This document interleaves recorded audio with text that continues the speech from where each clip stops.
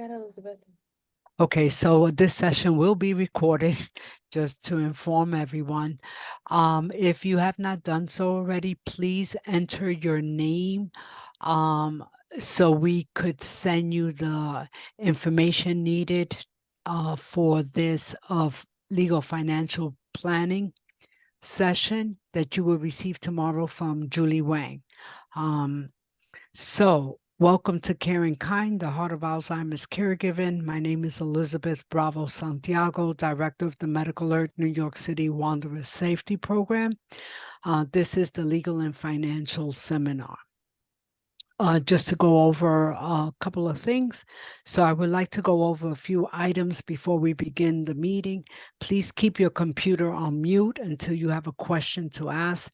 As Amy would like, she would prefer for the questions to be written in the chat, and then she'll address them at the end of the meeting. Okay. As a reminder, CaringKind offers many services. Our helpline number is 646-744-2900, and our website is www.caringnyc.org. Both will be placed on the website, which Julie has done so kindly for us. So check the chat box. The information is there for you. We offer English, Spanish, and Chinese social workers are available in all 5 boroughs. For an appointment to speak with a social worker, please call our helpline. We offer monthly educational meetings on the second Monday of each month. These meetings cover a wide variety of topics. Medical Alert Wanderer Safety Program. If you have any questions, concerns, or you want to know more about it, please feel free to contact me directly at 646-744-2918. That's 646-744-2918. And my name is Elizabeth Santiago. If you want to learn more about the Wanderer Safety Program, or if you have any questions. We have an extensive offering of early stage programs, services, and support groups. This meeting should be viewed as an educational forum, an opportunity to become familiar with terms, issues, and possible options. If you need additional assistance or would prefer to use the services of an attorney, your next step should be a consultation with an elder attorney. For legal resources referrals, please contact our helpline at 646-744-2918. 2900. The helpline is 646-744-2900. Thank you. And with that, I would like to introduce to you the attorney for this evening. That is Amy O'Hara. And thank you, Amy, for volunteering your time to lead this very important seminar. And with that, I will turn it over to you now, Amy.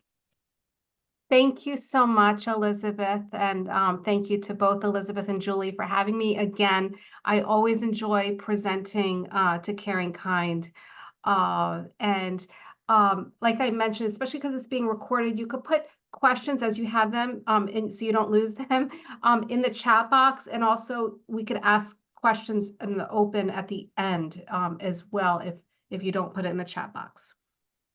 So I'm going to be talking about legal and financial planning today, reviewing different ways to pay for long-term care, different government programs such as Medicare and Medicaid, and talking about estate planning documents. Those are going to really be the highlights that I'll cover in today's presentation. So I want to go over first some myths that I see when I meet with clients from time to time, or you know that I hear. So one thing is, it will not happen to me. I'm never going to need help, and I certainly will not need to go into a nursing home. Well, by 2033, 20% of Americans will be 65 or older, and 70% of Americans will need some form of long-term care. Of those individuals 65 and older will need some type of long-term care. Women need care longer at an average rate of 3.7 years than men, who average about 2.2 years, but 20% will need care for at least 5 years. Medicare will pay for most of my cost, for the cost of my care.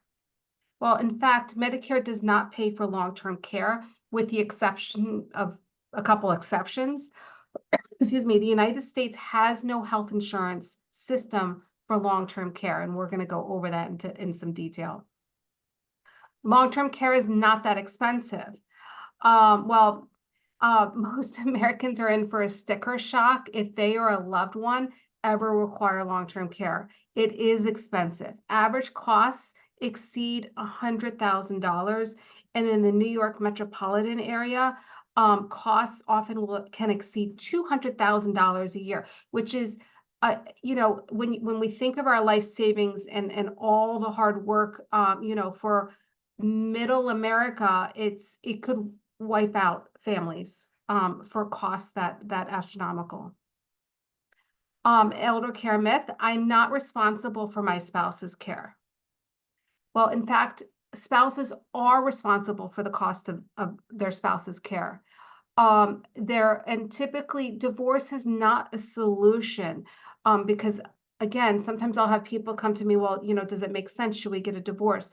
It usually doesn't make sense. And I'm also not in the business of recommending that people ever get a divorce if they're happily married. So, it's usually not the answer. And depending on what state you're in, there's often planning opportunities. Like here in New York, we have a lot of planning opportunities. And also for that point, I'm going to be focusing on New York today, or I'll mention when there's certain aspects related to New York, and that really only comes into the Medicaid aspect.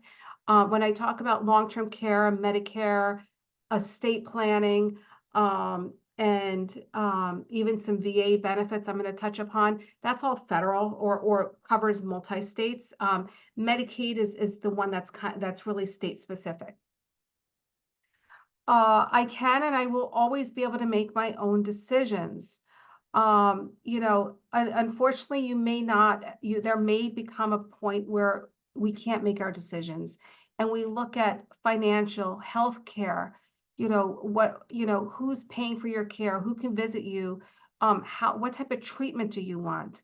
And the goal here is for you and for your loved ones to always be, to have the control in making the decisions and putting in place the individuals that they want to be able to act on their behalf. Should that time come when they're no longer able to make their decisions. One other housekeeping, I mentioned New York, is that the numbers, you'll see some numbers in here. They usually change each year. I put in here the 2024 numbers. Unless if it's specified, there's a couple numbers I don't have 2024 yet. It's still 2023, but the numbers change a little bit each year. So now, getting into, what is long-term care? Long-term care involves a variety of services designed to meet a person's health or personal care needs during a short or long period of time. These services help people live as independently and safely as possible when they can no longer perform their activities on their own. And we look at it, it's typically not an acute illness such as, heart bypass surgery, but it's rather a chronic illness such as Alzheimer's disease or some other form of dementia, where there's often no expectation of recovery. And when we're looking at long-term care, we usually look at, okay, what activities of daily living does the individual need assistance with? And these ADLs, sometimes they're referred to as short, include personal hygiene, continence, dressing, ambulating, feeding, and toileting. And so these ADLs are sometimes the trigger in order to be able to get certain care needs. Okay. And when we're looking at long-term care, here's kind of the options that are available. Home. home, I bet if I asked everybody on this Zoom today, is everybody's going to raise their hand that everybody wants to stay home, right? I want to stay home. Um, it's always preferred. However, it's the most expensive, and sometimes it leads to the increase in elder abuse and social isolation. So even though it's always preferred, it's not always the safest or our best protection for our loved ones. Um, and then we look, okay, if the person can't be at home, what other options are available? And so independent living, that's the least restrictive, you know, type of residential setting. And these are generally designed communities for individuals 55 or older. They offer lots of socialization amenities. There's usually it's an apartment setting to sometimes single family home, depending where in the country you are, not always in the New York metropolitan area. And typically individuals in these independent living communities do not need assistance with their activities of daily living. All right. Then we look at assisted living. This is custodial care. The assisted living facility is generally not licensed for medical care, and their agreements are often not negotiable. And the agreements are not always consumer friendly. So we want to be careful when I have clients ask me to review an assisted living agreement. I look at, what's covered, what's not covered, what's the liability of somebody signing on, like an agent or a designated representative signing on a person's behalf. What's a personal liability to that agent? So we're very careful about who's signing these agreements and what exposure they have for the cost of living at the assisted living. Nursing home is the highest level of care. The nursing homes are skilled nursing facilities, and if they participate in Medicare and Medicaid programs, okay, which most do, they must meet the Nursing Home Reformation Act of 1987. And why that's beneficial is because, unlike the assisted living agreements, the nursing home agreements are more consumer friendly, and there are more rights. You can't, for example, require or guarantee a third party to pay, the nursing home bill. So again, you still want to be careful and read through, or have your attorney read through the admissions agreement carefully, and to make sure you understand what you're signing and what liabilities there are. But there are better consumer protections when it comes to nursing home, is the positive side. The negative side is that's the last place that most people want to be, even though there are some great nursing homes out there. And then we have continuing care retirement communities, CCRCs. These offer that entire residential continuum between independent living, assisted living, and nursing home. They're almost always private pay, and they're typically expensive. They're often and almost usually privately owned companies. They're not usually non-for-profits. And so you want to review the financial health of the CCRC, excuse me, to make sure that they're, financially, fiscally strong, and that they have because sometimes there's a big payment that has to be made. And it could be a payment from $100,000 to $1 million initial payment into some of these places, that you want to review. Okay, well, if I do have to make that initial payment, what am I getting back, or what are my heirs or my estate getting back at the end of my life out of that initial payment? So again, careful review of the contracts. Paying for long-term care. So I'm going to cover all these categories: private pay, Medicare, Medicaid, long-term care insurance, and I'll spend a minute on veterans benefits. So private pay, it is what it is. You're privately paying for your long-term care, whether that is long-term care at your home, in assisted living, or a nursing home. when I help clients that have the means to be able to privately pay for their long-term care, then our goal is to, maximize the available income tax benefits. Or I would work with their financial advisor to, um, okay, how is their assets situated? Can we maximize some income, or do we look at distributions from retirement accounts to cover the cost? And one important tax benefit, depending on the type of long-term care received, is that long-term care expenses, together with some other unreimbursed medical expenses, meaning that health insurance doesn't pay for those medical expenses, if they exceed 7.5% of an individual's adjusted gross income, and then they're able to deduct it, assuming that they're above the standard deduction, they're able to take a medical deduction for federal income tax purposes. So by example is, and let's presume that the person, is beyond the standard exemption of, it's around 13,000, that if an individual has their adjusted gross income is $100,000, 7.5% of that AGI is $7,500.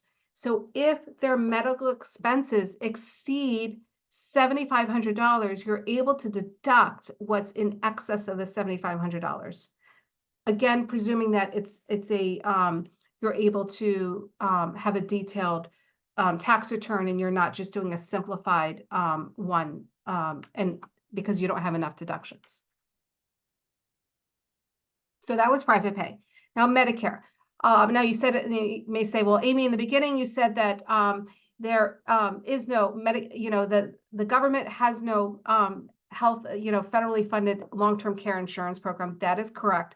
There is some limited care provided in skilled nursing with rehab, but I want to go over kind of the basics a little bit here, because there is sometimes some confusion, and I want to try to just break it down a little bit. So Medicare is a federally funded health insurance program. It provides basic medical care for individuals 65 and older and those who are receiving Social Security disability payments. Coverage is limited, and there's many deductibles, which we'll highlight a few of them. There's no income requirements in order to enroll with Medicare, but income does determine a person's Part B premium, okay? And there is secondary payer, meaning if you have private health insurance, they're going to look for private health insurance first, and Medicare pays second. Original Medicare, you may hear me mention this term a couple times. When we refer to original Medicare, that's parts A and B. So to enroll in Medicare, it's a 7-month enrollment period beginning 3 months before an individual's 65th birthday month and ends 3 months after. So my birthday month is in July. When I turn 65, can start my enrollment process in April of that year and finish in October of that year. That's that 7-month enrollment period. If it's missed, so if I miss that enrollment period, I can enroll in the general enrollment period starting January 1st of the following year through March 31st, but my coverage will not begin until July 1st. All right. So these are really important deadlines, because there is a late penalty if you're not enrolled during the 7-month period. And it's 10% of the monthly Part B premium for every 12-month period not enrolled, and it's permanent. It never goes away.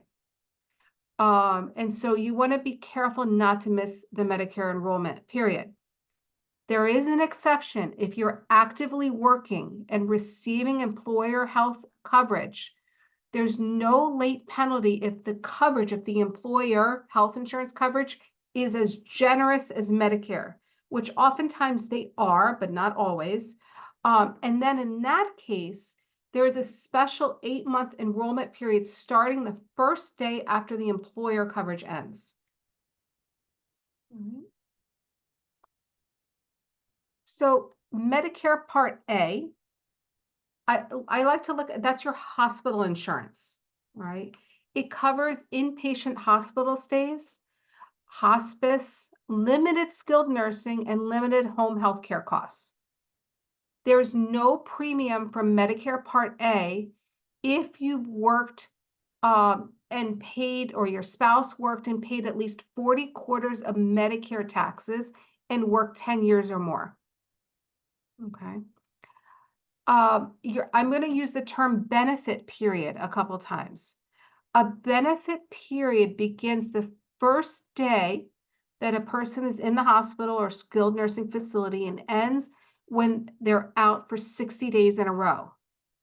If the person returns to the hospital after 60 days, then a new benefit period starts and the deductible happens again.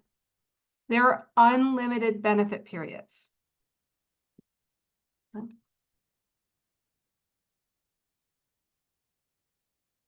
So with Medicare Part A, again, the hospital benefit, it covers up to 90 days of inpatient hospital care for each benefit period. There is a deductible of $1,634, and this is the first of the numbers that changes a little bit each year. And then so there's that initial deductible, and then for the first 60 days, there's no copays. Okay. And then days 61 through 90, there's a $408 a day per copay. Per day copay. I don't know if I got that right. After 90 days, everybody gets 60 lifetime reserve days of extra hospital days that can be used over the person's lifetime. Lifetime reserve days may be applied to one or more benefit period, but each day may only be used once. So you only get 60 lifetime reserve days.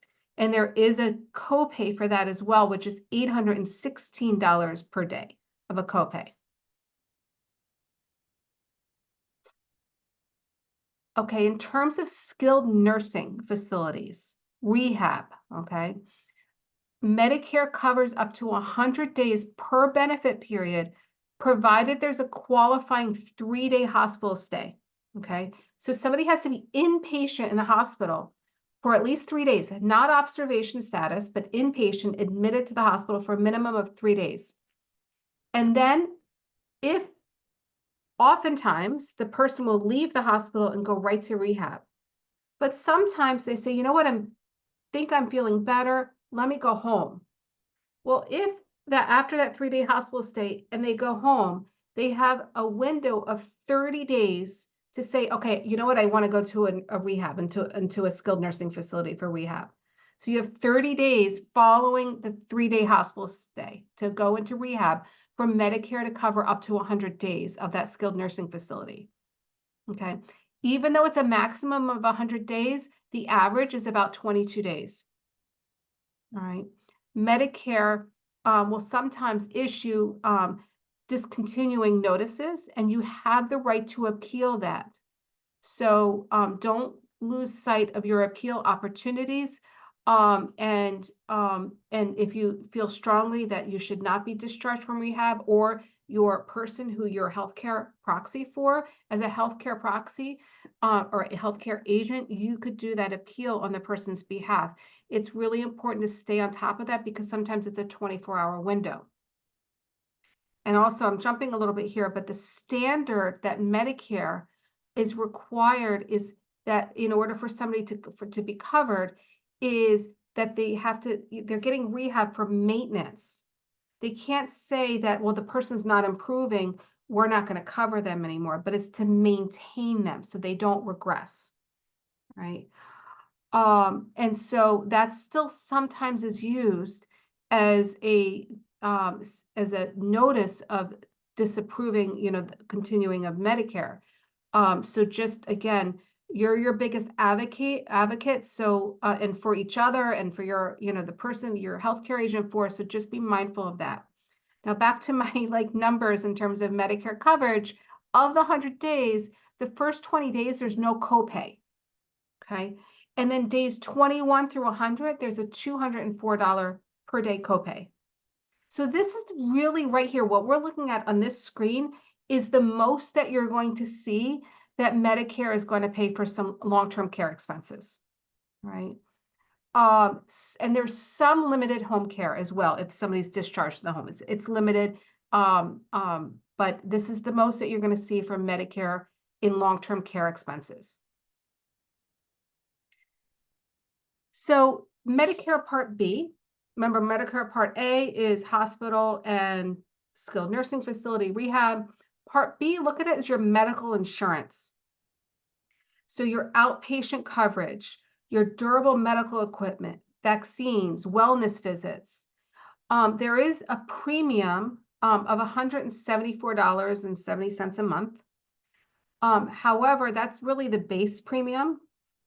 For incomes 97,000 above, there's a sliding scale depending on a person's income that the premium can actually be as high as $594 a month.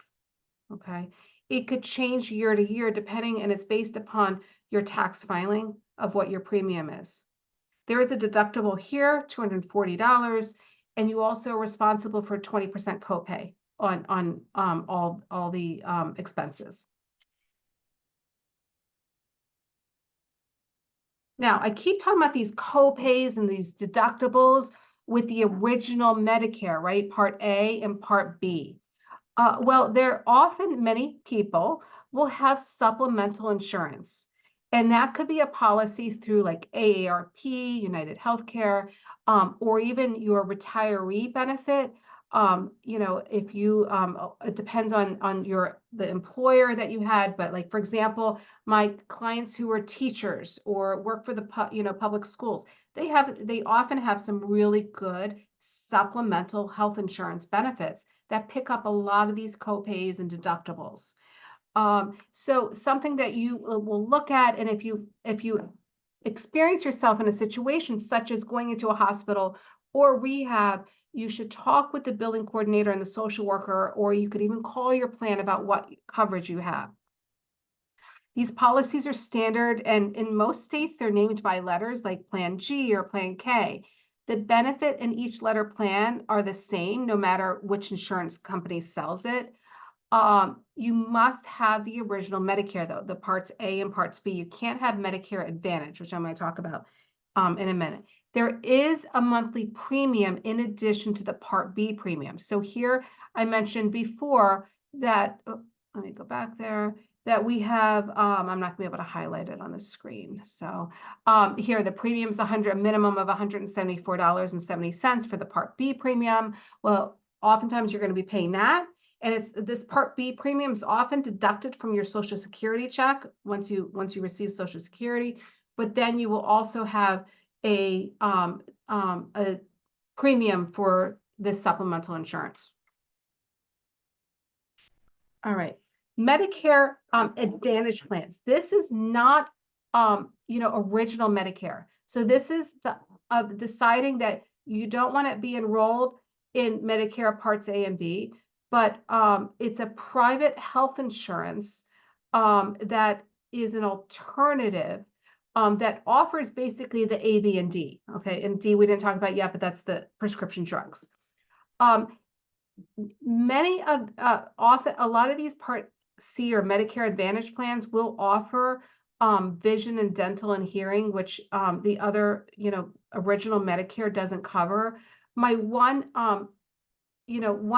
issue that I see with the Medicare Advantage plans, and I'm not advocating for one or another, but if I have clients that will move, let's say from New York to, I had somebody recently move to North Carolina, and when they moved from New York to North Carolina, the doctors didn't accept any of their insurance, that their Medicaid Advantage plan in North Carolina, and they had to wait to change it until the enrollment period at the end of the year. So it's sometimes you just want to be careful about this, and you want to check to see what doctors accept this coverage. So Part D is your prescription drug coverage. It's offered by insurance companies, and each plan has a list of generic and name brand drugs that are covered, and each drug is assigned a tier. It is complicated, but the tier determines the cost of the drug paid by the individual, and there are premiums and deductibles, and sometimes your supplemental insurance will pick up a lot of of the premiums or deductibles. And there are people, and you know, if you do have questions on this, CaringKind may have a list of referrals, because there are individuals that are typically not attorneys that have experience in knowing about all these different types of Medicare plans and what works best for you. All right, so I'm going to move to Medicaid now. All right. So remember, we talked about like paying for long-term care. We talked about privately paying. We talked about the limited, what Medicare pays for, and now we're going to get a little bit more into the nitty-gritty of Medicaid.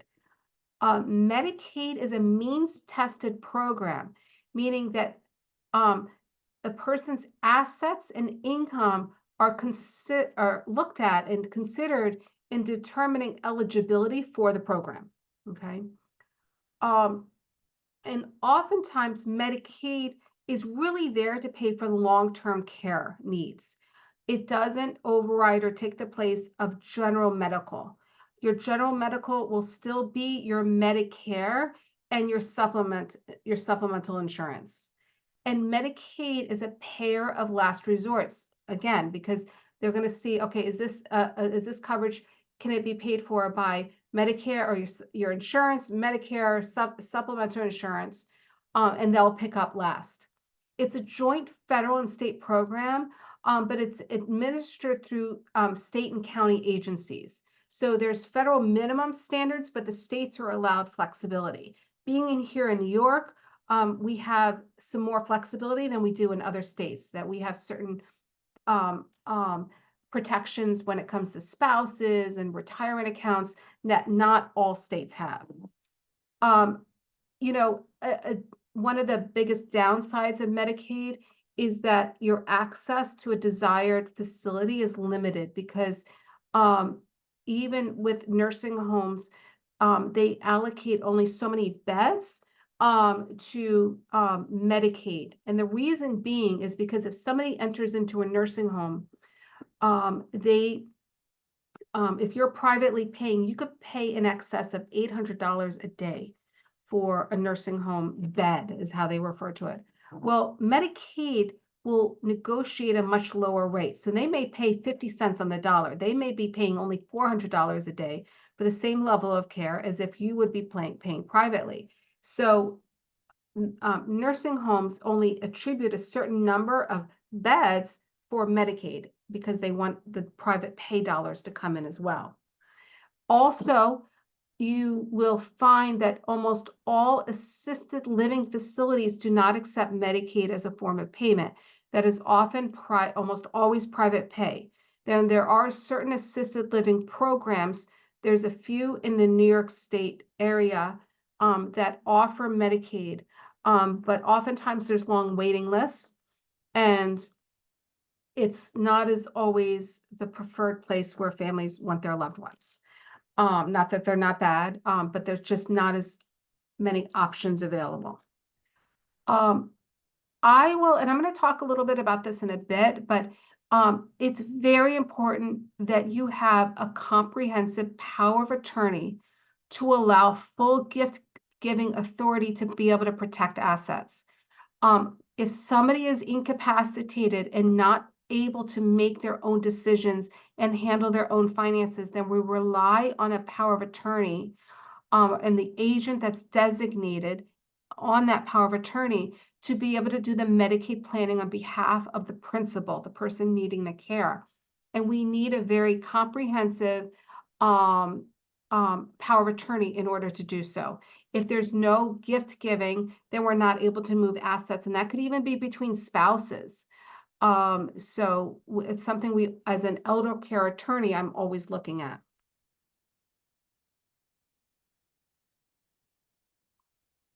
So in terms of becoming eligible for Medicaid, Medicaid, remember I mentioned before, they look at income and assets. Well, to become eligible for Medicaid in New York, you need to have less than, let's just say, $30,000 of assets. These are the two 2023 numbers I have. I don't have the exact 2024 numbers yet. They should be coming out any day now.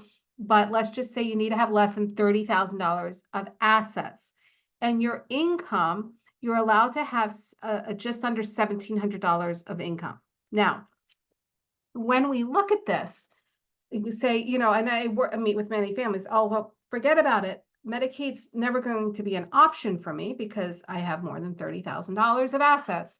I may not be a millionaire or I guess I don't know if that's middle class these days, but and have excess of millions, but but there are options available, and we're going to get into that a little bit. One is that your home is exempt. Okay. And if you have a spouse, if you're married and your home is in excess of $1 million, you could have a $2 million home. And if you have a spouse living there with you, it's exempt. And when we mean home, it doesn't mean a home with a picket fence. It could be an apartment, it could be a co-op, it could be a condo, but the residential place where you live. Okay. Your funeral and burial agreements are exempt, as well as your retirement accounts. So I have clients that may have a $2 million IRA because they sock the money away every year and it really increased. Well, if the retirement account is in payout status, meaning the individual is taking required distributions, then that entire $2 million is exempt. Okay, it's a great thing that we have in New York. Not every state has that. I will say though that the income that comes out of the payout, the required distribution, that is factored into the income allowance, but there's still ways to protect that sometimes in terms of the income in terms of I'm sorry, if somebody's at home, we could take advantage of pooled income trusts. If they're not, sometimes if the spouse doesn't have income, we can move excess income over to the spouse. And the other thing is that in New York, we have the ability, and again, if somebody's incapacitated, we'll need to rely on a power of attorney, but to be able to move assets between spouses. So, and let me just see if I have this on another, bear with me. It moved. I hit a button and now I'm going to have to move it. Let's see if I could move this a little bit. Okay. No. Okay. So let me just spend a minute here talking about this. If in New York, we have the ability to move assets to a spouse, and a spouse is allowed to have a little more than $140,000 of assets. Anything in excess of that, a spouse can sign what's called spousal refusal in New York. And where it sounds very harsh, but where they refuse to contribute their income and assets towards the cost of their spouse's care. That enables the person who needs the long-term care Medicaid coverage to be able to become eligible for this. And I know the reason why I don't have too many slides on this is because CaringKind has other webinars where it gets into the specifics of the Medicaid. Okay, so this today is really kind of an overview, but there are ones that where I know, because I know somebody in my office is going to be doing one. They'll spend an hour just on the Medicaid. Okay, so check with them and their schedule as to a CaringKind schedule of when those will happen.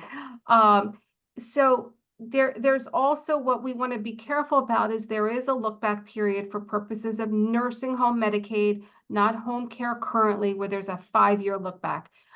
There have been rumblings about making it a 7-year look back. That's not currently the law. There's no pending law on that.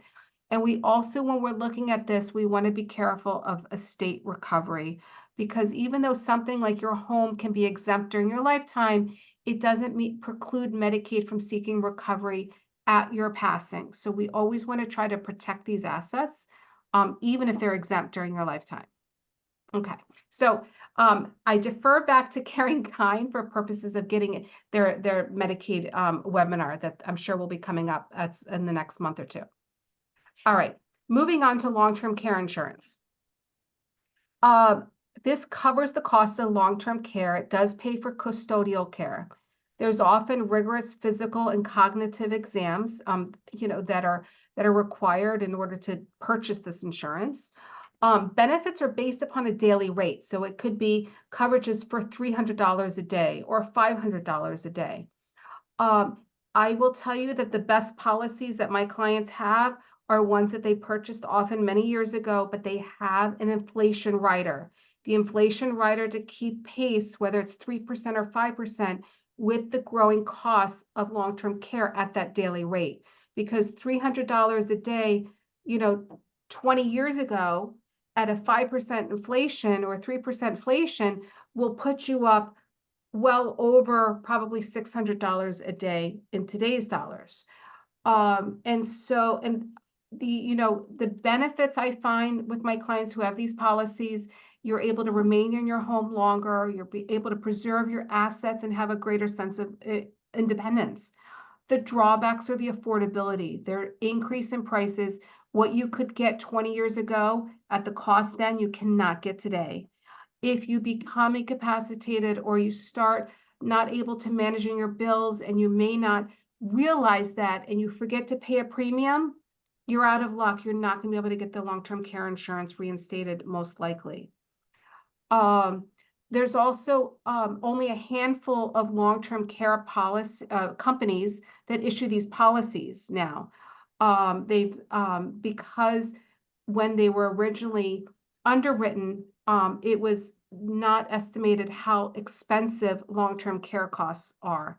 And in fact, there have been, if anybody on the Zoom has long-term care, chances are if I asked you if you got a premium increase, you may have gotten a premium increase over the last, several years.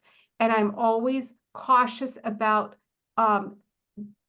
decreasing coverage. Okay. And I usually recommend to clients, if you don't have to rob Peter to pay Paul to pay the insurance, like you just have to really, suck it up and pay it. Frankly, like it's awful. And it feels like it's just like throwing money out the window. But when you need that long-term care insurance, it could be golden.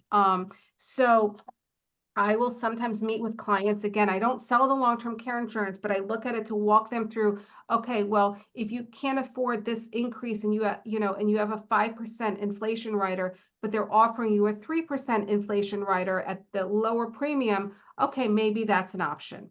Or I had a client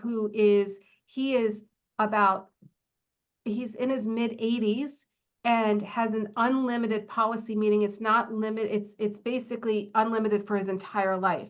And they were offering him a 10-year policy, and he didn't need the policy yet.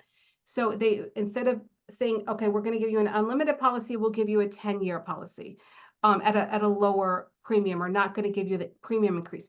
For him, it made sense because he wasn't tapping into it. And he did have other assets, but for his wife, I didn't recommend it. So, it all depends on a client's unique situation in terms of this long-term care insurance and what works for them. One other thing here is long-term now is insurance. You could purchase it as a rider on a long-term or on a life insurance policy as well. The coverage usually isn't as good as your traditional long-term care insurance, but it's still something. Okay. I'm just going to spend a minute on VA benefits. Sometimes this is available for individuals. I'm going to skip ahead for one slide here. That individuals must meet the following requirements. The discharge must be other than dishonorable.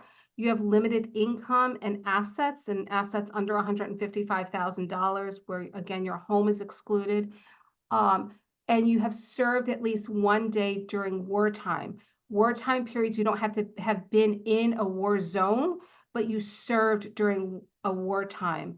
And in fact, we've been in an active wartime for purpose of these VA benefits since the Gulf War. Okay.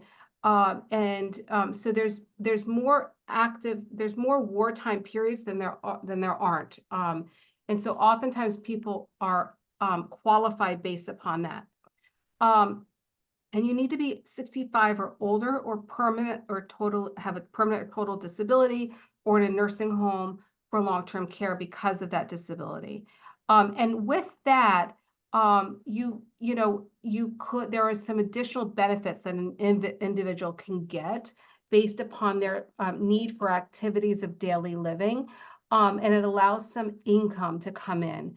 I feel I looked at it recently, and I feel like New York City used to have a good at the mayor's office of veterans hotline or help, and I feel like it's not there anymore. But sometimes there's veterans organizations that will help look at whether sometimes these aid in attendance and housebound benefits may be available. Nonprofit organizations I'm talking about.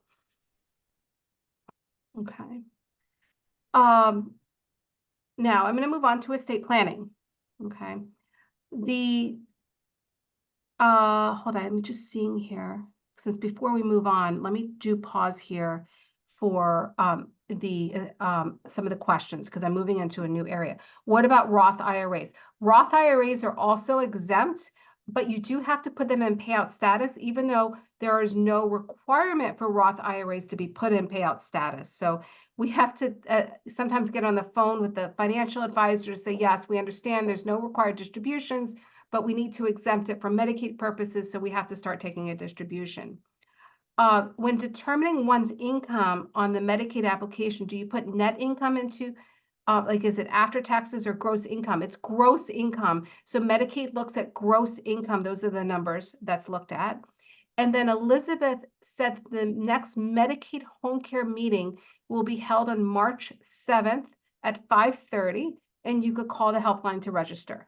So March 7th is when they're going to get the next speaker. We'll get into more details about Medicaid.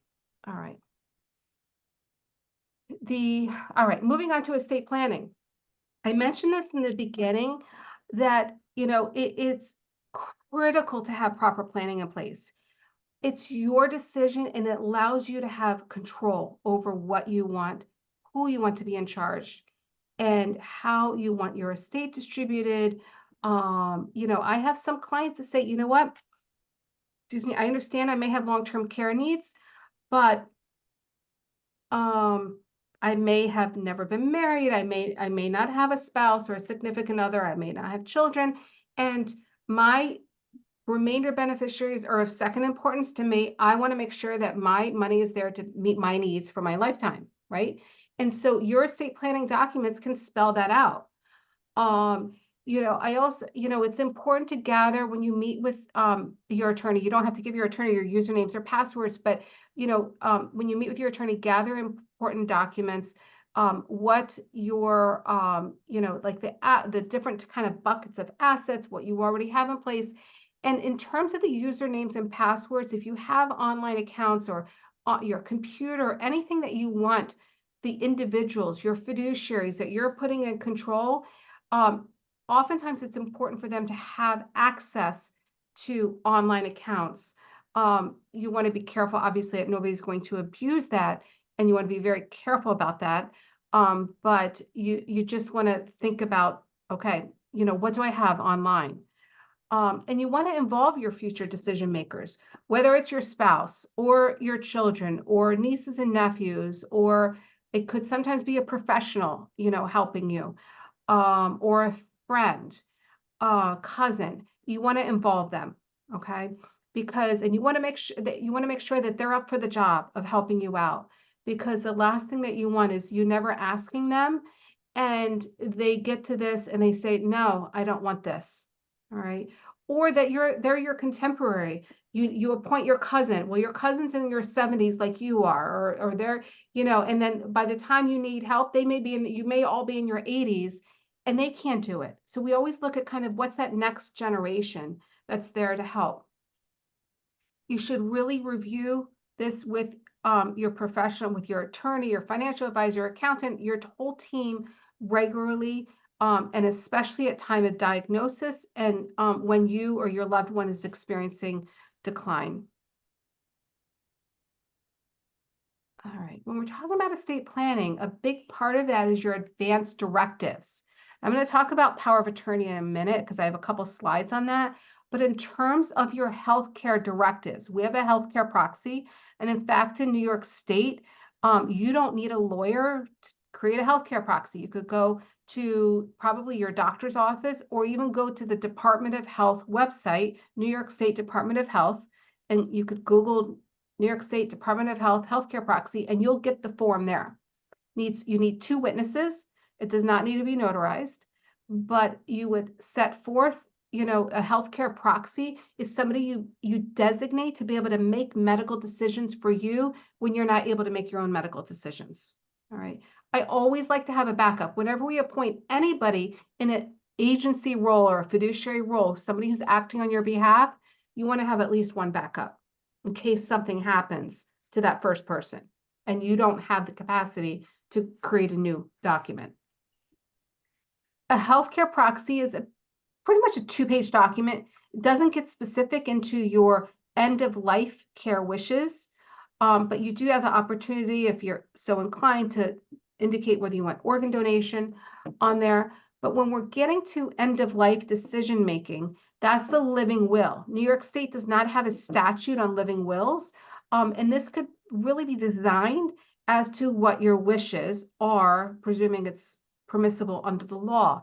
And that's basically what your wishes are regarding end of life nutrition, hydration, pain management. And you could get very specific. And so like when we create them for our clients, I have a couple options, and then the clients choose that. And sometimes they may want other things in there, and that I may not have listed. And we also do like a HIPAA, general HIPAA release. And a HIPAA release is important for your healthcare proxy to be able to have access to your medical records to be able to make informed decisions. A HIPAA is also important for your agent on your power of attorney to be able to handle billing issues with your health insurance provider. So HIPAA could be all encompassing for both healthcare and power of attorney. Healthcare proxies cannot manage your money, and that's going to be a power of attorney I'm going to talk about in a minute. And then there's also a MOLST form. A MOLST is medical order of life-sustaining treatment. This is not prepared by a lawyer, but this is something that your doctor's office or your doctor would complete with you. It's like this bright pink form. And in fact, I should probably change the color from green to bright pink because it's a bright pink form. And your doctor, and if you're incapacitated, your healthcare proxy can complete it with your doctor. Oftentimes, it's if somebody has been diagnosed with dementia, or there's an expectation that they may not have a long time to live. It may be a matter of a year or less. A MOLST is very appropriate. With a healthcare proxy and a living will, those documents are not saying they're not DNRs. They're not do not resuscitates, okay? But a living will could give your agent the authority to enter into a DNR if that's your wish, all right? A MOLST, you can enter into a DNR with the MOLST. And I will also add, in terms of these various different healthcare directives, in New York, you want to designate somebody that's going to honor what your wishes are, and you want to let them know what your wishes are. And we have a substituted judgment standard. So I'm my husband's healthcare proxy, and if he needs help, I have to put aside what I would want and make decisions based upon what he wants. If I don't know what he wants, then it's a best interest standard. What's in his best interest? All right. And the last thing I want to mention on the healthcare proxy is I recommend, with the actual healthcare proxy, the 2-page document, you put it on file with any doctors that you see regularly. All right. Put it on file, let them have it so that it's there if there is ever that emergency. We also have what's called a nomination of guardian form in New York that many elder law attorneys will do, not all, but it's something that we do in our office. And it's unlikely that you will ever need a guardian. But if you do, or there is a guardianship proceeding commenced against you, or on your behalf, if it's, not a litigious situation, this is letting the court know who you'd want to be your guardian, both for healthcare and for financial. And we also have a disposition of remains in New York. And this document allows you to put forth what your wishes are regarding the disposition of your remains, whether you want to be cremated, if you have a family plot. The one detail that you really can't get into specifics on is if you want to be cremated and you want your ashes spread in the Hudson River, because that's not legal to do that. In terms of where you want your ashes disposed of. But you also set forth who you want to be able to handle your decisions, or handle your burial or your funeral, or the disposition of your remains. And that could be important because, with any of these documents, if we're dealing with a second marriage, or we have a long-standing partner, and they may not have the standing under the law, but these documents take priority over who you want to designate and allow them to be able to handle your affairs and honor your wishes. The last thing I'm going to mention here is the digital assets release. Now, this is newer. Before I was talking about the usernames and passwords, a digital asset release, to the extent permitted under the law, and there are some limitations, it allows your fiduciary, your agent, your power of attorney, it could be your executor, trustee, to be able to have access to online accounts, okay, or assets. It could be photos in the cloud. But again, the best thing you could do is write down your usernames and passwords for them. All right, I'm going to get into now power of attorney, okay? So you want to make sure that you're working with a valid power of attorney. Let me start with that. A power of attorney will really handle anything financial, all right? And you want to make sure that you're using a proper form. In New York, for example, we've had since 2009, we've had 3 different power of attorney law changes, okay? And our forms are different. So if you're using, and the most recent was a couple years ago. So if I found online a power of attorney, and again, I'm speaking for New York, that was, it was dated 2018, well, that power of attorney will not be honored because it's not the latest and greatest that New York State Legislature has created. With an exception, if you signed the power of attorney in 2018 and it was valid when you signed it, if there's a law change later on, that power of attorney is still valid, okay? You just can't take a 2018 power of attorney form and sign it now, okay? But if you have one from that year that's signed and sealed and delivered, you're fine. I work with clients sometimes that haven't updated their power of attorney for 30 years. And as long as that power of attorney was valid when it was signed 30 years ago, it has to be honored now, all right? That being said, I like to have powers of attorney updated from time to time. Like if I have clients that I, worked with in 2005 and I meet with them, we're going on 20 years, I'm going to update your power of attorney. It's just, it's going to be better. There's been changes in the law. It's just easier for financial institutions to accept. Now, financial institutions may have their own power of attorney. They're required by law to accept your power of attorney. If it's New York State statutory form, but sometimes it's easier to also use their form. You just want to be careful about if you're, let's say you designate your daughter on your TIA power of attorney form, and then your son is on your overall general power of attorney, and they don't get along, that could cause a lot of problems. So you just want to make sure that you work with your attorney, that everything's coordinated, all right? Again, I like to have at least, that's gonna be my next slide, a successor agent. You can have more than one agent. In fact, let me just skip ahead here for 1 minute since I'm talking about this. You wanna have at least one successor agent, but you can have co-agents.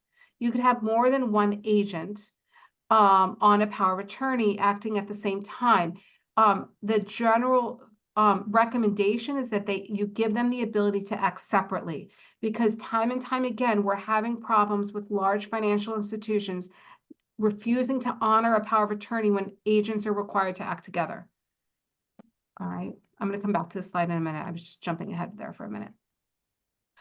Gifting, I had mentioned this before, and I'm going to mention it again, because when we're dealing with Medicaid planning, and sometimes, which we're not even talking about today, estate tax planning, we want to have the ability for the agent to be able to make gifts.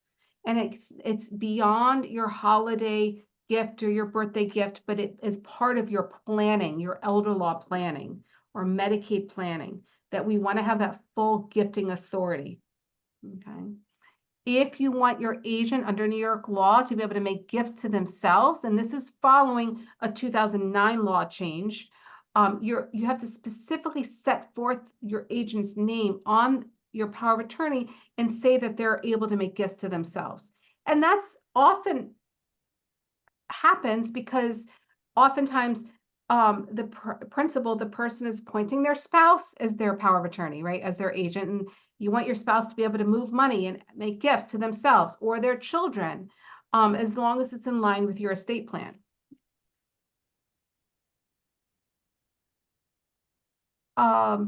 In New York, we have the ability to appoint a monitor and also allow the agent to receive compensation. That's usually not, those two options aren't used that frequently when you're appointing family members, but it's there. Excuse me. Springing powers of attorney. So people will come to me and say, well, I don't want my power of attorney to become effective until I'm incapacitated. In order for that to trigger, you have to have at least one doctor sign off on your incapacity. And it's very difficult to get a doctor to sign off on incapacity to trigger a power of attorney. So in our office, and many elder law attorneys do not recommend springing powers of attorney, okay? Because it is, I've been practicing for over, close to 25 years, and I've probably done 5 in my entire career, springing powers of attorney. They're not recommended. It becomes very costly when we need to spring them into action, and we need to find a doctor because sometimes the primary care physician doesn't want to sign off, and sometimes we have to go to court, and it just becomes not what your intention initially was. Powers of attorney do go into effect when they're signed, if they're assuming they're not springing. And so you want to be careful about who you're appointing and who's holding on to the powers of attorney. Even though you're appointing your agent, you don't have to, you could tell them about it, but you don't have to give them a copy right now. You also want to be mindful about revoking prior powers of attorney. If you sign new powers of attorney, sometimes we want to revoke them, sometimes we don't. And it just all depends on your personal situation. Okay. So I'm going to move on now to testamentary planning. I'm only going to spend a minute on this, and I'm going to go into a revocable trust a little bit more. But when we're looking at testamentary planning, we look at kind of like, what are the buckets of assets? And if somebody has a bank account with their spouse that's jointly owned, or their co-op apartment or their home and is jointly owned with their spouse, it doesn't matter what their will says, but that asset will automatically pass to the joint owner when you die. All right. Similarly, with beneficiary designations, doesn't matter what your will says, but on that asset where you have a beneficiary designation, it's going to pass pursuant to the beneficiary designation. Common accounts where there's beneficiaries listed are retirement assets like IRAs and life insurance, where you'll designate a beneficiary. And if you are married, it could be your spouse, and then you have a contingent beneficiary. If you have children, it could be your children. Well, if you don't have a spouse or children, it could be other intended beneficiaries, but you just want to make sure it's coordinated. All this joint tenancy, beneficiary, and your will are all coordinated to make sure your wishes are carried through, and your attorney can help you with this, okay?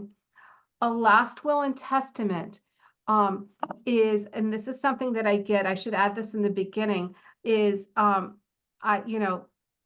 few times a year, well, I designate, my spouse as my executor under my will, and and so when I die, everything goes to my spouse and then my children. Well, if I pass away, even though all of that's spelled out in my will, it doesn't mean anything until my husband goes to court and probates my will. All right. And officially becomes the executor by receiving letters testamentary. All right. That process can take many months in New York, downstate New York, not as much upstate New York, from what I understand. I don't really practice above Dutchess, Ulster County area. But all down here, I have in Manhattan right now, it's a minimum of 4 months to go through probate, if not longer. Okay. It takes a while. So with my clients, I'm often, recommending revocable trusts. Okay, it's kind of a will substitute, even though we still need a will. But I'm using revocable trusts more, and it takes the ownership out of, where you don't own your assets, but it's retitled in your revocable trust, but you're still in 100% control. All right. You could still be the trustee. You could revoke the trust, you could amend the trust. There's no separate tax return. It's your social security number. It allows there's two main goals. One is that it avoids the probate for those assets upon your death without having to go through court, assuming that you fund the trust. I mean, if you create a revocable trust and you don't fund it, it's meaningless. You still have to go through probate. But the other benefit, and that's really what I want to get at today, is that it helps sometimes in terms of planning if you become incapacitated. And what I mean by that is while you still need a power of attorney, sometimes it's very easy for who you have designated as your successor trustee, whether it's your spouse or some other person or entity, to be able to step in your shoes and handle the assets under your revocable trust on your behalf, to pay your bills, to meet your needs, to pay for your care. It really makes it allows things to happen pretty seamlessly. Now, assets in a revocable trust are not protected from Medicaid. They're not exempt. Whatever assets are in there are 100% there available to pay for your care. Doesn't mean you can't do Medicaid planning if that's the goal down the road. But by virtue of them being in a revocable trust, they're your assets and they're there to meet your needs. They also do not protect for estate taxes, which again is kind of beyond what we're talking about today. I write caution here, retirement accounts. When I talk about funding a revocable trust, it usually would be bank accounts or your home or your apartment, but it's not, your retirement assets will stay in your name to be able to get that stretch out and that tax deferred aspect of the retirement account. So we usually don't fund, I don't think ever really fund retirement assets during your lifetime in a revocable trust. Sometimes we name trusts, they're more irrevocable trusts as beneficiary of retirement accounts sometimes, but not during your lifetime. All right, how am I doing on time here? Okay, I have a couple more things I want to go over. And I'm going back to Medicaid for a minute, okay? And so I talked about estate recovery with Medicaid. Well, in terms of like your home is exempt, and it could be when your home is your condo, it could be your co-op apartment. It's exempt during your lifetime, but upon your death, Medicaid can put a lien and seek recovery for the proceeds. Okay. So oftentimes I'll work with clients to attempt to avoid that. Right. So to avoid that Medicaid payback. There are also some exceptions where Medicaid can't seek recovery, and that's if you have a spouse, a minor child, or a disabled child, and that doesn't allow the home to be subject to a Medicaid recovery, but not everybody has those exceptions. And so what options do we have? Well, oftentimes clients will say, well, I want to just give my home to my child now during their lifetime. That doesn't always make sense for a few reasons, which I'm going to talk about. And what we look at sometimes is the transfer of your home to an asset protection trust. Um, I write caution co-op apartments here because sometimes co-ops do not, cooperatives do not like trusts, and they want humans to have ownership on the shares, and not always trust. So, it's not always a guarantee that this, like an asset protection trust would work for a co-op. Okay. So outright gift of assets, and I'm really talking about the home right now, even though it could be other assets. Well, if you give your home, if I give my home to my child, or to my children, what if there's dysfunction in the family? What if there's issues where they're not getting along, or they have creditor problems themselves, or they pass away, okay? There's also a potential for significant capital gains taxes. I'm working with somebody in the Bronx. Actually, no, I'm going to give a different example because I have two right now. Somebody in Queens right now. They have parents bought their house for $66,000 back in the late 60s. The home is worth over $3 million right now. Okay.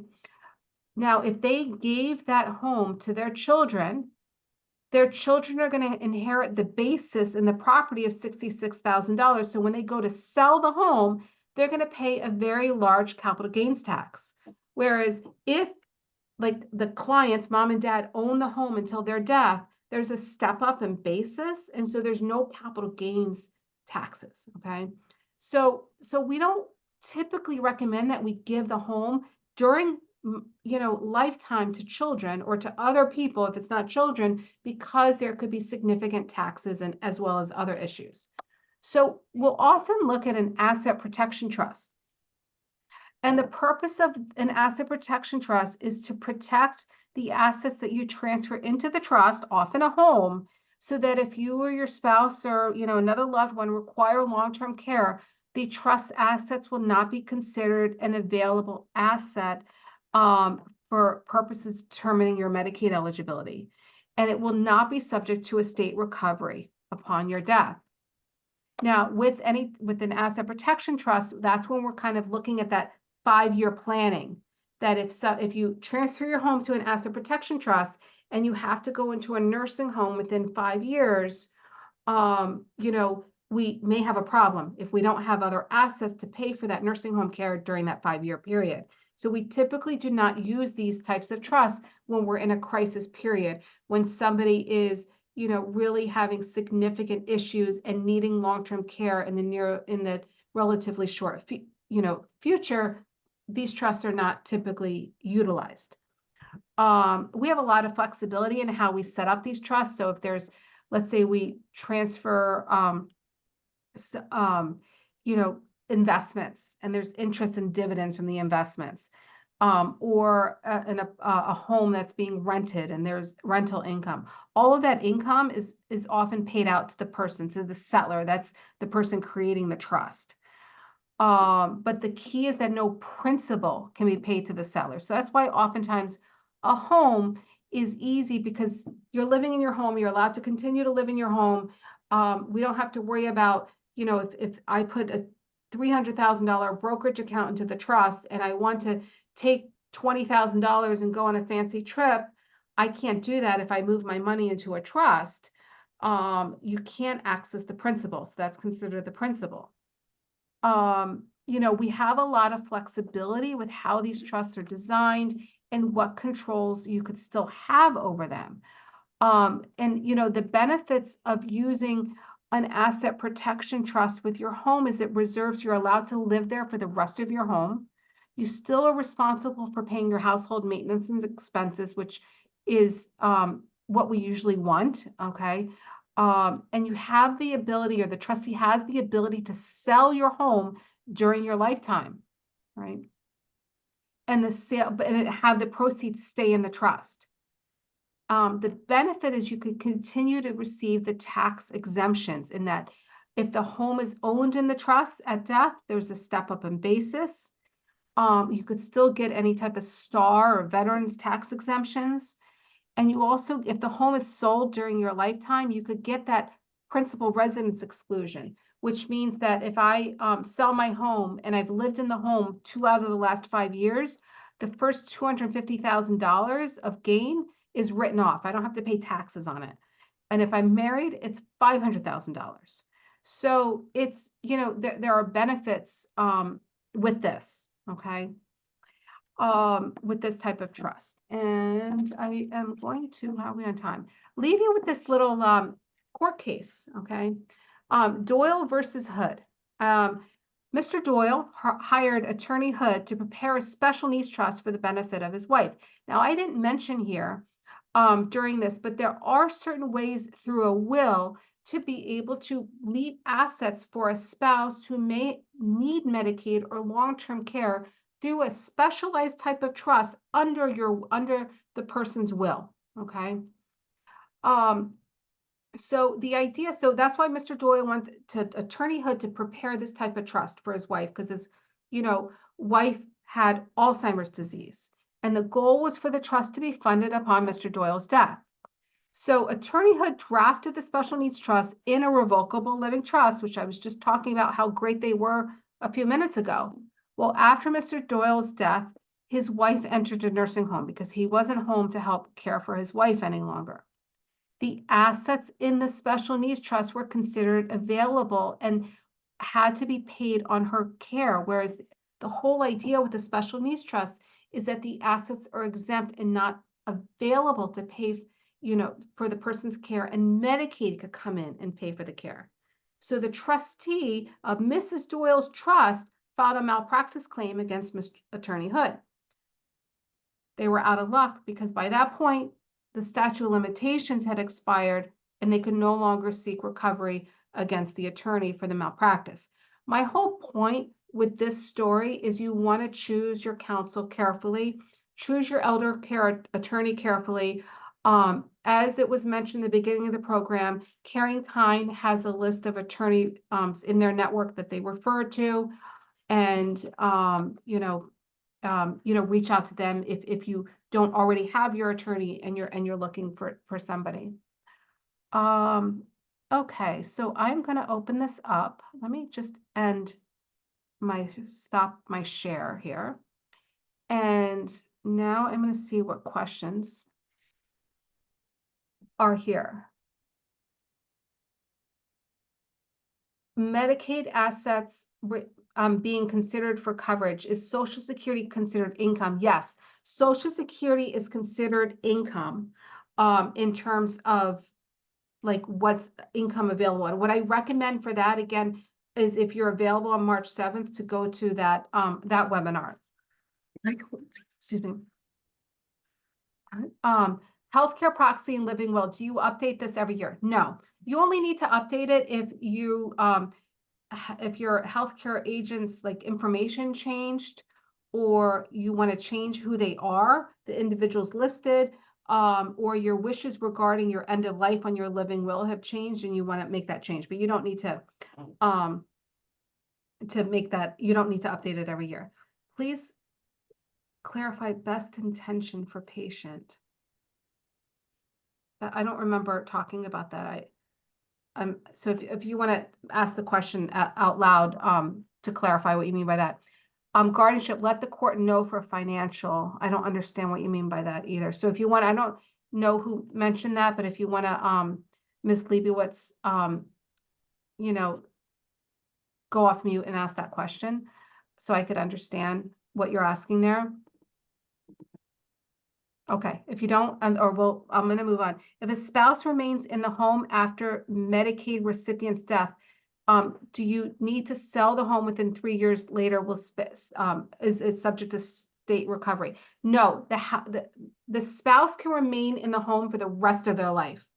You never have to fear losing your home if you're a spouse and your spouse who is receiving Medicaid passed away. Medicaid cannot put a lien against your home.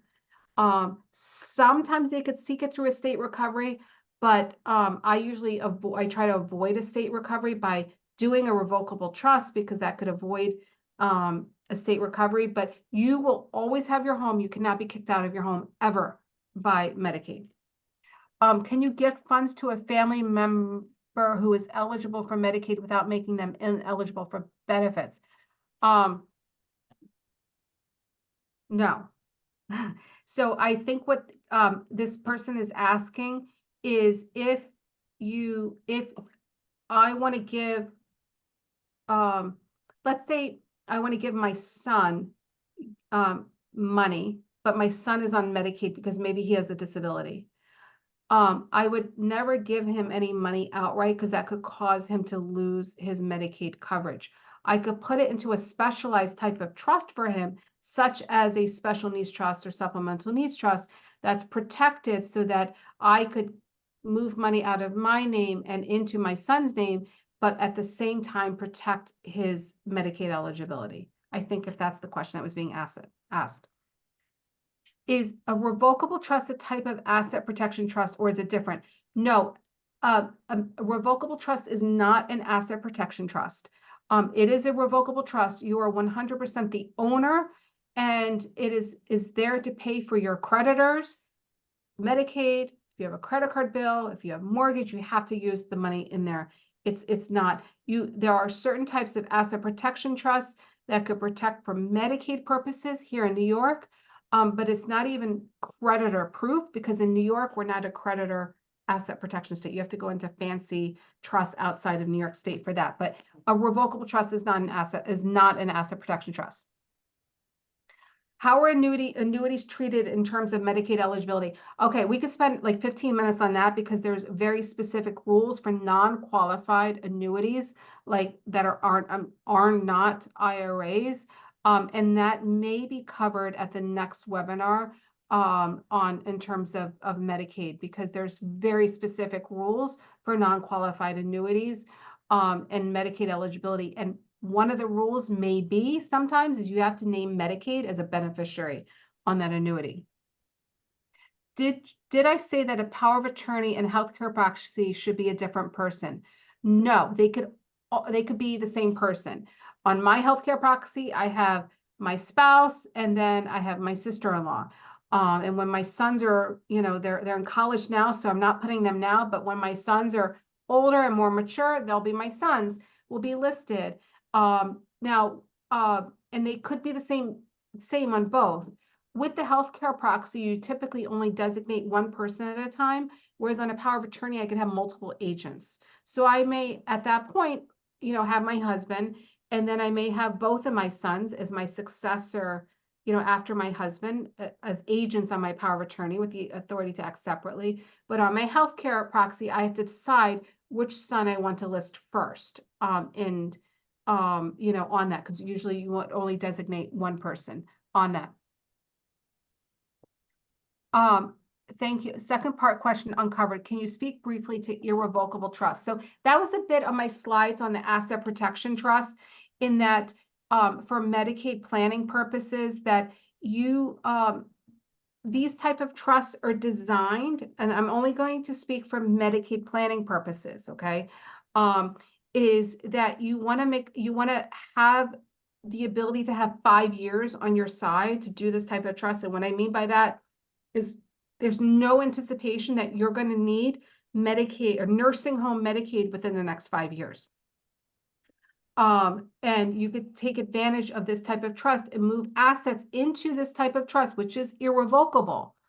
And you can no longer access the assets in this trust, except for the income sometimes. And so you want to be mindful about what you're moving into this trust, because it's no longer yours.